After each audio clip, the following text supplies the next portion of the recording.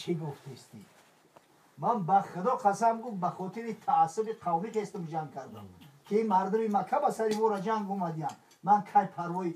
دینیت دارم و کی پروای جنت دارم نه این همین قدر مهنت کرده است 7 دشمن کشته گپ شد او پیغمبر میگفت دوزخی است واقعا دردش وقتی که سختی کرد گرفت مشقصه همین سری پیکانی تیره کو در همین حلقش بودن تجقیق کشت حرام مردم تا کافر بود منافق البته که درجه و منزلتش از کافر و خیلی پستر خیلی عذابشون هم شدیدتر می شود خب این را فهمیدی که وقتی نفاق در دوره نفاق می رود غرض از منافق ولی در قرآن سوره منافق ها است مقصد همون شخصی را میگن که به باطن کافر در ظاهر مسلمان دعوای مسلمانی میگیره در صورتی که باور نداره این مثال که حدیث است که میگه کسی نماز عصر انا دیر بخونه اگر وقتش این هم نماز منافقین است اگر دیر بخونه انا وقتی که در مسجد نزدیک ایو حالتی دیگه خوشی من با خاطر خدا رفتنش کم ایده مقصد اینا هم چی نمیدونم انا اكيد نماز بوزوده میگه خفتنده مقصد همین این عمل اصلا منافقا میکنه مسلمان که همین کار انجام میده کو اون گویا که تقلید پیروی به هم منافقا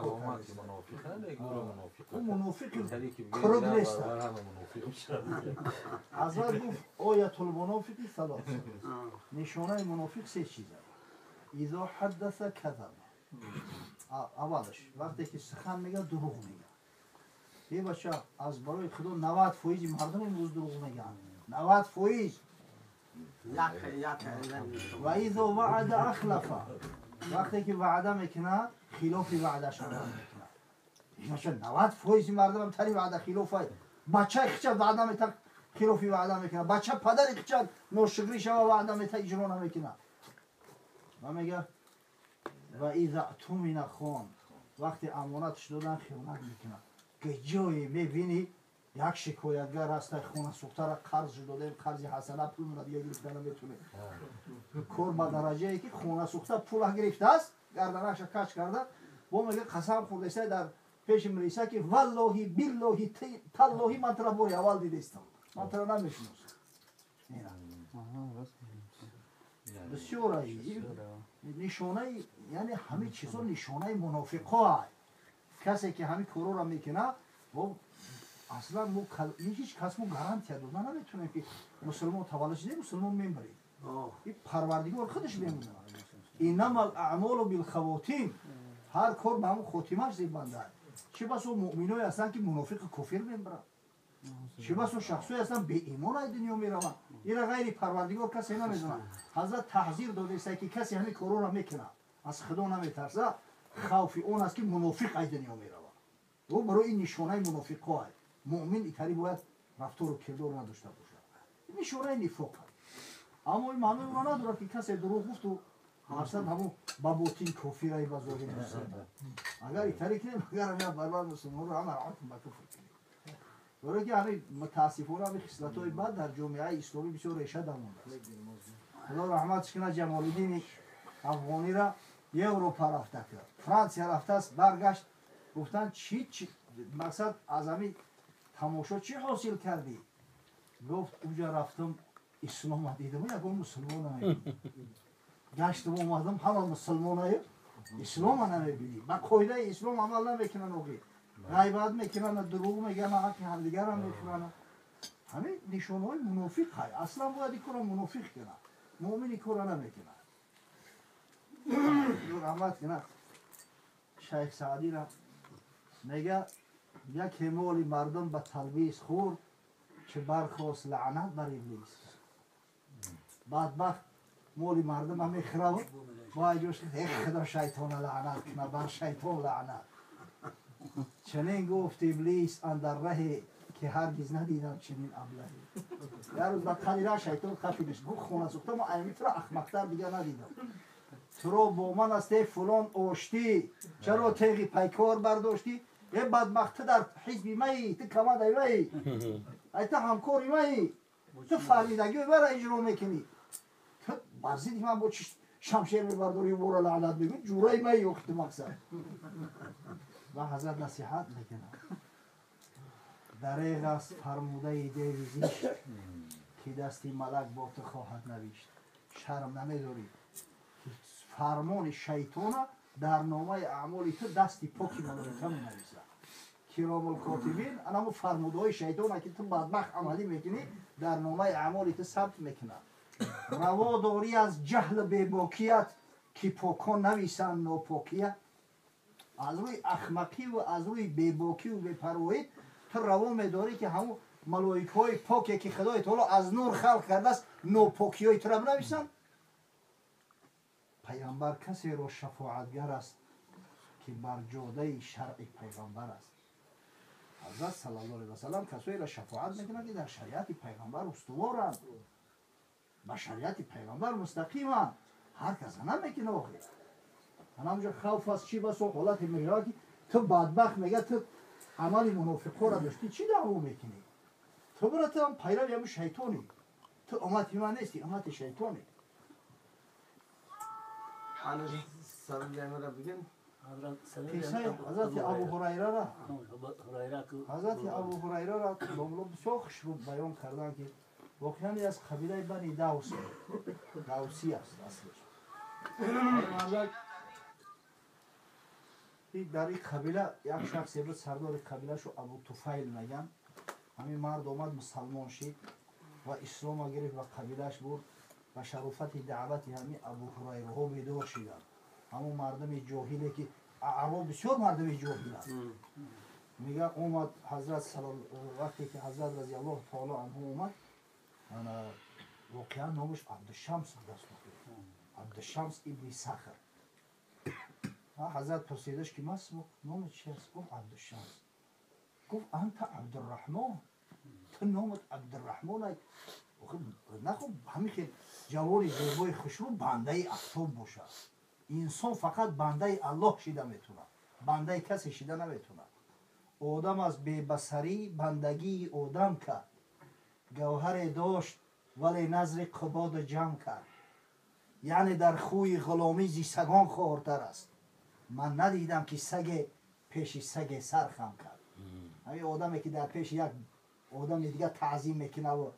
تقدیس میکنه او را بندگی میکنه این را مرتبه و منزلتش ای سگ در پستره میگه هیچ سگ در پیش سگ دیگه اگر چند پرودش این را بهتر باشه تعظیم نمیکنه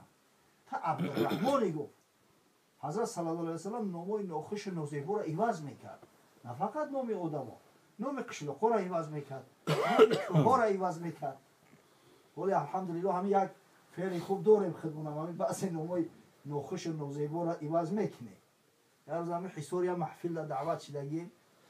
نماز پیشینه در شهر خوندم رفته استم را نگاه دارن نکرد باز زنگ میزنن در کجا رسیدی دنبال در کجا رسیدی زنکی را نگاه کردم همین زنگ زدن در کجا رسیدی گفتم در مومن آباد باشه تو کجا میره مومن آباد کجا داری اما شب مومن آباد نوشته گیه آخی یک قشلاق بود قلمنده نام حساب ده نامشم مومن آباد کده بدیالم شب و روزو نوامز نکزدیم ولی هم حساری ها خشون هم دوستی مومن آباد خیلی گفتیم قلمنده در مومن آباد خوب نیست آخی نامی وضعی بخشو حضرت همین ناموی انسان را ایواز میکرد عبدالحجر را عبدالله کرده است عاصیه را جمیله کرده است اینا یعنی عبدالشمس عبدالرحمن کرد ابو هریره چرا میگنش این حضرت بشکل دوست میداشته است اصلا همین آدمی که ایمان کامل داره نسبت همه حیوانات هم یک رحم داره ترحم داره همین عدوده رحم داره حضرت چقدر توصیه ها داره اتقوا الله فی هذه البهائم المعجمه از خدا بترسید در حق حیوانات بی زبان میگه جور نکنید حتی وقتی حیوان ها میکشی پیشکی آوش بده کار تا تیز که تو زمانی که جانش نبرماده است کار دا میگه در همون حرام مغزش نه انداز که عذاب نکشه همین قدر تأکید زیاده در صحیحین اومده است حضرت میگه یک مرد میگه یک سگ را دید یأکل الثرى من العطش ای شدت تشنگی را در پیش چاه اومده است اکو بچونه آب کشیده گرفتن نتونه آخی اونم خمی ترشیدگی را خاکی ترشیدگی را رسیده است ای تشنگی را میگه دلش سوخته ای همجا آب کشید برابر همین سگه داد خدای تعالی میگه گناهاش مغفرت کرد و خاطر این آب دادن یک سگ میروی همین حضرت هم دوست می‌داشت پیشک دوست می‌داشت یه روز در همین زیر بغلش حتی در یه روایت اومده است که در آستینش گربچه داره همین سرک شده دست کرده پیش حضرت ایستاده است بعد گفت این چی است؟ گفت هریره گربچه میشه پیشکچه بعد گفت حضرت وقتی که مراجعت میکرد بعد گفت یا اباهیر هی پدری پیشک کلمه اب اصلا در زبان عربی معنای تحت لفظیش پدر میشود اما عرب هر یک آدم در یک کار اگر استا میشید یک کار که بیشتر دوست می‌داشت زیاد عمل میکرد همین کلمه اب پیش اینامش میگفتن اینا مثال فرض کردیم که در مصر همون از اهرامات یک حیوانی که سرش رنگ شیر یا بدنش رنگ برزگو میکشیدن سفینکس میگن که سفینکس از زبان اروپایی ها او را عرب ها ابوالحول میگن پدری ترس هراس یعنی میبینیش میترسی بسیار بسیار مقصد که این همه حولناک حضرت علی را دید که در بلوی خاک خواه خاک مسجد رخسارش پری خاک گفت قم یا ابا ترابش گفت پدری خاک یعنی خاک آلوده بخیر همین ابو هریره را مقصد شخصی که رغبت داره به پیشک مقصد دوست می‌داره یه روز سراسیما اومده است و حضرت در ضروری اومد همین پیشکه که خسرو دوید ای هوشش وگب صدقش بشم چه خیلی کردم پیشکه زد دیگه همین قعوزوم و به جایشی که تو گفتم عبدالحریره ای اومدن ابو هریره بود پیشکه دوست می‌داری تو عبدالحریره ای تو پیشکه شو می‌بینی اقلا تو یک ترمز میدادی خیلی میگفتیم که مرد کوشش کرده خونه آباد دیگه جکلش برفت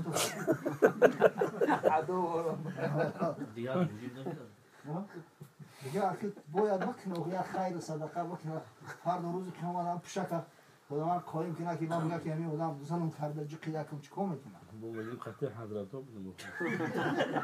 دوملا اگر در همون خانه گون ضرر برسونه بعضی ها میگن که هر نداره هر چیزی که به انسان ضرر میرسونه خواه پیشک باشه خواه سگ باشه خواه مور باشه بله ای نظر شریعت قتل کردنش رخصت داره فقط ایتا ظالمانه نکشه شد اگر علاج امکان باشه با کپش مکش بزنی مکش اگر بسم الله گفته زدی کو پوستش طاهر صلاتی میشه در پوستش جوی نماز هم بخوری میشه